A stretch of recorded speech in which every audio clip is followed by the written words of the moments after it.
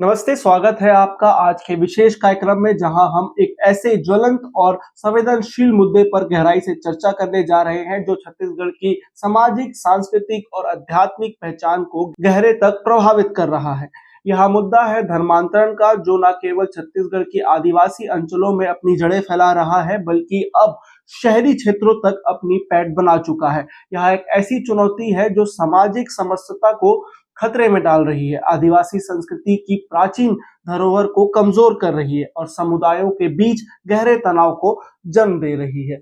आज हम इस मुद्दे के हर पहलू को समझने की कोशिश करेंगे, इसके कारण, इसके प्रभाव, सरकार की योजनाएं और सबसे महत्वपूर्ण यह सवाल कि आखिर क्यों लोग अपने मूल धर्म और सांस्कृतिक जड़ों को छोड़कर किसी और धर्म की ओर जा रहे हैं। साथ ही हम यह भी देखेंगे कि इस संकट को रोकने के लिए क्या कदम उठाए जा सकते हैं ताकि छत्तीसगढ़ अपनी सांस्कृतिक और आध्यात्मिक धरोहर को बचा सके। छत्तीसगढ़, जिसे हम प्यार से धान का कटोरा कहते हैं, अपनी समृद्ध संस्कृति, आदिवासी प्राकृतिक सौंदर्य और प्राचीन परंपराओं के लिए विश्व भर में जाना जाता है। बस्तर, सरगुजा और जशपुर जैसे इलाके केवल छत्तीसगढ़ की आत्मा नहीं बल्कि भारत की सांस्कृतिक विविधता का एक अनमोल हिस्सा है। बस्तर को हम संघर्ष की भूमि कहते हैं, लेकिन यह केवल संघर्ष की नहीं बल्कि सांस्कृतिक वैभव, प्राकृतिक सुंदरता और आदिवासी परंपराओं, यहाँ की गोड़, मुरिया, भतरा और हल्बा जनजातियों की मान्यताएं, रीति रिवाज और रहन सहन छत्तीसगढ़ की पहचान को जीवंत बनाते हैं। मड़ई, बस्तर दशहरा और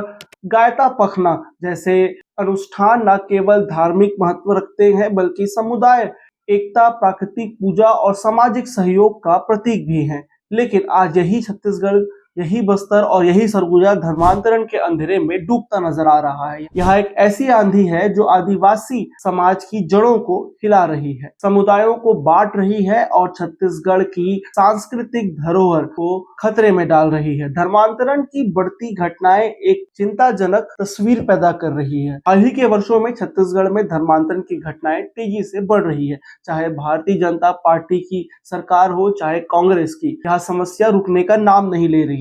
विशेष रूप से छत्तीसगढ़ के सरगुजा, जशपुर, बस्तर और नारायणपुर जैसे क्षेत्रों में यह मुद्दा सबसे गंभीर रूप ले चुका है। नारायणपुर जिले के कई गांवों जैसे भूमिया बेड़ा, तिरदुल, चिपरेल, कोहड़ा, ओरछा और गुदाड़ी में पिछले 20-25 सालों में आदिवासी आबादी ने बड़े पैमाने पर अपने मूल धर्म को छोड़कर ईसाई धर्म अपनाया है। कुछ गांवों में 90% तक की आबादी धर्म परिवर्तन कर चुकी है। यह आंकड़ा चौंकाने वाला है क्योंकि ये गांव छोटे हैं जहां 20-30 घरों की आबादी रहती है, लेकिन धर्मांतरण का प्रभाव इतना गहरा है कि सामाजिक ताने बाने को पूरी तरह बदल रहा है। हाल ही में दुर्ग जिले में एक गंभीर मामला सामने आया, जहां गुरुवार की रात कुछ लोग एक परिवार का जबरन धर्म परिवर्तन कराने की कोशिश कर रहे थे। पुलिस ने इस मामले में 5 महिलाओं समेत 9 लोगों को गिरफ्तार किया है। इसी तरह रायगढ़ जिले में भी धर्मांतरण को लेकर विवाद हुआ, जहां पुलिस को हस्तक्षेप करना पड़ा। बिलासपुर जैसे बड़े शहर में जहां छत्तीसगढ़ का हाई कोर्ट स्थित है, वहां एक सरकारी स्कूल के हेडमास्टर ने छोटे छोटे बच्चों को धर्म परिवर्तन के लिए शपथ दिलाने की कोशिश की। इस घटना का वीडियो वायरल होने के बाद हेडमास्टर को निलंबित किया गया और पुलिस कार्रवाई शुरू हुई। यह घटना इसलिए भी चिंताजनक है क्योंकि यह किसी दूर दराज के गांव में नहीं बल्कि बिलासपुर जैसे शहर में हुई है, जहां प्रशासनिक और न्यायिक व्यवस्था मजबूत मानी जाती है। इन घटनाओं से एक बात साफ है, धर्मांतरण अब केवल आदिवासी गांवों तक सीमित नहीं रहा, यह समस्या शहरों तक पहुंच चुकी है। 2011 की जनगणना के अनुसार छत्तीसगढ़ की कुल आबादी 2.55 करोड़ है, जिसमें 4.90 लाख लोग यानी 1.92% आबादी ईसाई धर्म को मानने वाली है। यह आंकड़ा 2001 की जनगणना में लगभग बराबर का है, लेकिन जानकारों का कहना है कि पिछले एक दशक में यह संख्या खासकर आदिवासी क्षेत्रों में तेजी से बढ़ी है। छत्तीसगढ़ क्रिश्चियन फोरम के अनुसार रोमन कैथोलिक समुदाय की जनसंख्या 2.25 लाख और मैनलाइट चर्च जैसे church of north India, Mennonites और लूथरन की जनसंख्या 1.5 लाख है। लेकिन यह भी सच है कि कई लोग बिना औपचारिक धर्म परिवर्तन के भी नियमित रूप से चर्च आते हैं,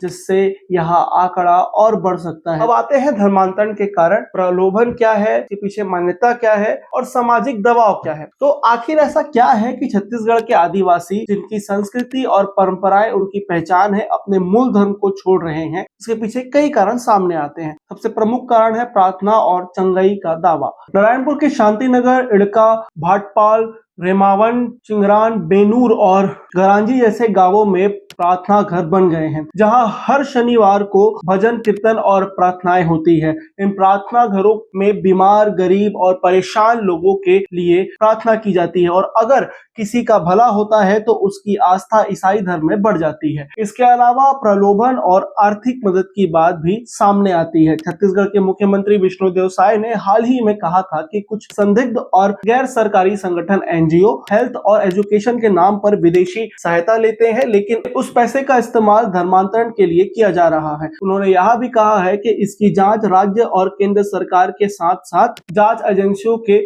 माध्यम से की जाएगी और दोषियों के खिलाफ सख्त कार्रवाई होगी। मुख्यमंत्री ने स्पष्ट किया है कि अशिक्षा, गरीबी के नाम पर लोगों को बहकाकर जबरन धन परिवर्तन कराना न केवल अनैतिक है बल्कि संविधान के मूल भावना के भी खिलाफ है। हाल के वर्षों में विशेष रूप से बस्तर और जशपुर जैसे क्षेत्रों में एनजीओ की भूमिका पर गंभीर सवाल उठे हैं। जशपुर में 18 में से 15 और बस्तर में 19 में से 9 पंजीकृत एनजीओ ईसाई मिशनरियों द्वारा संचालित है। इन संगठनों पर आरोप है कि वे विदेशी फंडिंग का दुरुपयोग कर आदिवासियों को प्रलोभन दे रहे हैं। 2025 में राज्य सरकार ने 153 ऐसे एनजीओ की गतिविधियों और वित्तीय लेन देन की जांच शुरू की है जो विदेशी सहायता प्राप्त करते हैं। एक हालिया रिपोर्ट के अनुसार 2023-24 में छत्तीसगढ़ में विदेशी फंडिंग के तहत 300 करोड़ रुपए से अधिक की राशि एनजीओ को प्राप्त हुई, जिसमें से एक बड़ा हिस्सा कथित तौर पर धर्मांतरण गतिविधियों के लिए उपयोग हुआ। इसके साथ कुछ स्थानीय नेताओं और सामाजिक कार्यकर्ताओं ने यह भी आरोप लगाया है कि कुछ ईसाई मशीनरी, स्कूल और अस्पताल आदिवासियों को निशाना बनाते हैं। इन संस्थानों में मुफ्त शिक्षा, मेडिकल कैंप और आर्थिक सहायता के नाम पर लोगों को धन परिवर्तन के लिए प्रेरित किया जाता है। उदाहरण के लिए जशपुर के एक गांव में एक मिशनरी स्कूल में पढ़ने वाले बच्चों को कथित तौर पर ईसाई प्रार्थनाओं में शामिल होने के लिए मजबूर किया गया।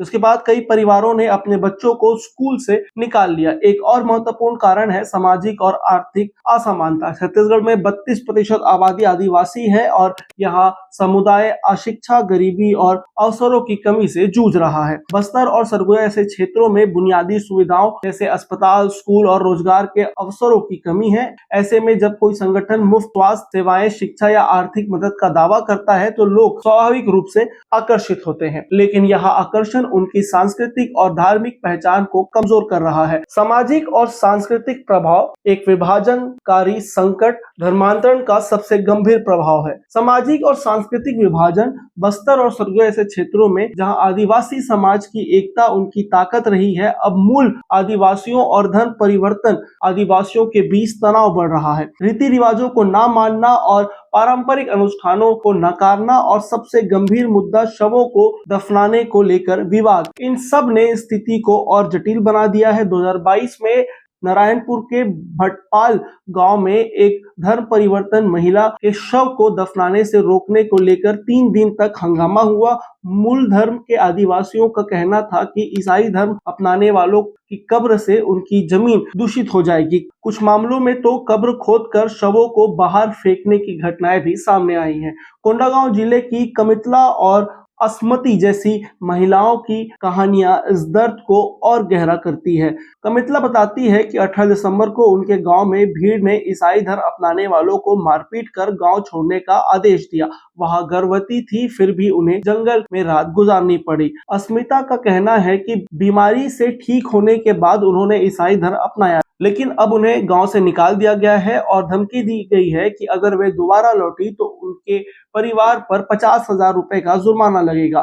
केसकाल के राधेश्याम कुंजाम की कहानी और भी दुखद है। उनके पिता का निधन रायपुर के सरकारी अस्पताल में हुआ और उन्होंने अपने पिता का शव अपनी जमीन पर दफनाया, लेकिन अगले दिन गांव वालों ने सरकारी अधिकारियों के साथ मिलकर शव को बाहर निकाल लिया। एक झूठी कहानी गढ़ी गई कि उनके पिता की अकाल मृत्यु हुई, इसलिए पोस्टमार्टम जरूरी है। राधेश्याम को आज तक नहीं पता कि उनके पिता के शव का क्या हुआ। 2024 में कोंडागांव के रानापाल गांव में सन्नो की जेठानी को मारपीट कर गांव से निकाला गया क्योंकि उन्होंने ईसाई धर्म अपनाया था। सन्नो, जो खुद ईसाई धर्म नहीं मानती, अपनी जेठानी के समर्थन में गांव छोड़कर कोंडागांव के एक प्रार्थना घर में में रहने लगी। इस घटना ने न केवल सामाजिक तनाव को बढ़ाया है बल्कि मानवता को भी शर्मसार किया है। 2023 में नारायणपुर में धर्मांतरण को लेकर हुए हिंसक झड़पों में कई लोग घायल हुए और सामुदायिक तनाव चरम पर पहुंच गया। छत्तीसगढ़ क्रिश्चियन फोरम के अध्यक्ष अरुण पन्नालाल का कहना है कि उनकी कम्युनिटी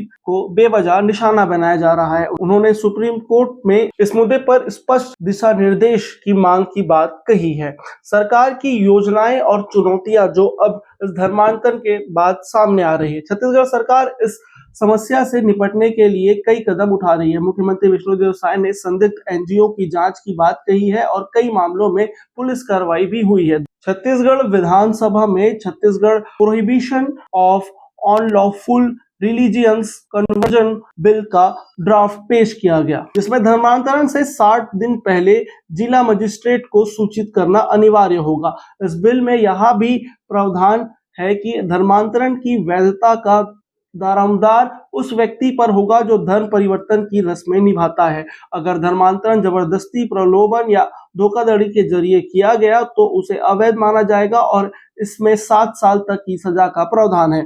इसके अलावा सरकार ने विदेशी फंडिंग प्राप्त करने वाले 153 एनजीओ की गतिविधियों और वित्तीय लेन देन की जांच शुरू की है। गृह मंत्री विजय शर्मा ने विधानसभा में बताया कि 2020 में 1, 2021 में 7, 2022 में 3, 2024 में 12 और 2023 में अब तक 4 धर्मांतरण के मामले दर्ज किए गए हैं। उन्होंने यह भी कहा कि पुलिस हर शिकायत पर तुरंत कार्रवाई करती है और नए कानून के जरिए इस समस्या पर और सख्ती की जाएगी। हालांकि विपक्षी कांग्रेस पार्टी का कहना है कि बीजेपी इस मुद्दे को राजनीतिक रंग दे रही है। कांग्रेस प्रदेश अध्यक्ष दीपक बैज ने सवाल उठाया है कि सबसे ज्यादा धर्मांतरण किसकी सरकार में हुए हैं। उनका कहना है कि बीजेपी के 15 साल के शासन में भी कई चर्च बने और जब वे कांग्रेस पर आरोप लगा रहे हैं, यहाँ राजनीतिक आरोप प्रत्यारोप इस समस्या को और जटिल बना दे रहा है, लेकिन इसका समाधान कहीं नजर नहीं आता। सांस्कृतिक और नैतिक सवाल क्या है और इसका सबसे बड़ा जो सवाल है वो समाधान क्या है। धर्मांतरण का यह मुद्दा केवल कानूनी या सामाजिक नहीं बल्कि एक गहरा नैतिक और सांस्कृतिक सवाल भी उठाता है। भगवान ने हमें जिस धर्म, जिस संस्कृति में जन्म दिया है, क्या उसे प्रलोभन या दबाव में छोड़ना उचित है? छत्तीसगढ़ की आदिवासी संस्कृति जो प्रकृति पूजा, सामुदायिक एकता और प्राचीन परंपराओं पर आधारित है, क्या उसे प्रलोभन या विश्वास के नाम पर खो देना चाहिए? यह एक ऐसा सवाल है जो हर छत्तीसगढ़ी वासी के मन में उठना चाहिए। राष्ट्रीय स्वयंसेवक संघ आरएसएस और विश्व हिंदू परिषद जैसे संगठनों ने घर वापसी जैसे अभियान चलाए हैं, जिसके तहत धर्म परिवर्तन आदिवासियों को उनकी मूल संस्कृति में वापस लाने की कोशिश की जा रही है। 2024 में जशपुर में एक घर वापसी कार्यक्रम में 300 से अधिक परिवारों ने कथित तौर पर अपने मूल धर्म में वापसी की, लेकिन यह भी सच है कि इन अभियानों पर सवाल उठते हैं क्योंकि कुछ लोग इसे भी जबरदस्ती का धर्मांतरण मानते हैं। इनके साथ ही हमें यह भी समझना होगा कि धर्मांतरण की जड़ में सामाजिक और आर्थिक असमानता है। सरकार को बस्तर और सरगुजा जैसे क्षेत्रों में शिक्षा, स्वास्थ्य और रोजगार के अवसरों को बढ़ाने की जरूरत है। उदाहरण के लिए बस्तर में नक्सल प्रभावित क्षेत्रों के लिए विशेष विकास योजना के तहत स्कूल और अस्पताल खोले जा रहे हैं, लेकिन इनकी गति धीमी है। अगर आदिवासी समुदाय आत्मनिर्भर होगा तो वह प्रलोभन के जाल में नहीं फंसेगा। साथ ही सामाजिक जागरूकता भी जरूरी है। आदिवासी समुदाय को उनकी सांस्कृतिक और धार्मिक बस्तर दशहरा, मड़ई, घोटुल, देवगुड़ी, गायता, पखना जैसे अनुष्ठानों को नई पीढ़ी तक पहुंचाने के लिए विशेष प्रयास किए जाने चाहिए और इन्हीं सब प्रयासों से ही धर्मांतरण को रोका जा सकता है। तब तक के लिए अब मैं इस खबर को यहीं विराम देता हूं। नमस्कार, मैं सिद्धार्थ शुक्ला।